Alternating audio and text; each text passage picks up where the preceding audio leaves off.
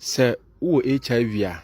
mesre wo ntwamu nko na tie video yi ma me ana se wo AIDS mowa no wo mogya mu a se wakọ hospital akọ test ama doctor ka kire wo se menua be ma wanya HIV a ene anidaso wo ho ma wo mesre mo aha ye nature is life aha de no bina ene ama enko na tu yare ase sunsum yare honam yare nti mesre wo se obebbo prin akache fa ye number wo ye ba yo ho frɛ yen na oni doctor eni nkomo na ye beboa wo ama yare wabi eda wo so wo ha obi ano ye boa wo na afiri wo so enne seneda ye ka no ehama atwa ye ho ahia de sisi aboboa do de sisi ye park no de sisi ye mfikyire enne ebe mo hu ahode nuk a obo ade ade ahyem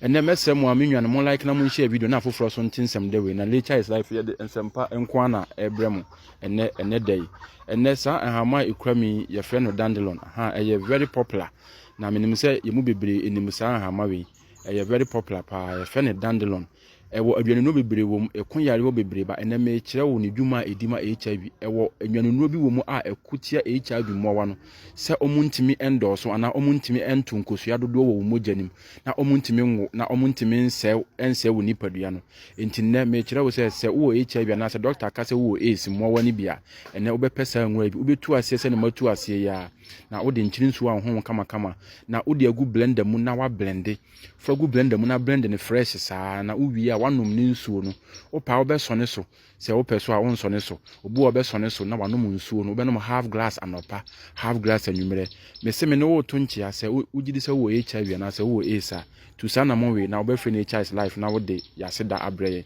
makra mu nyina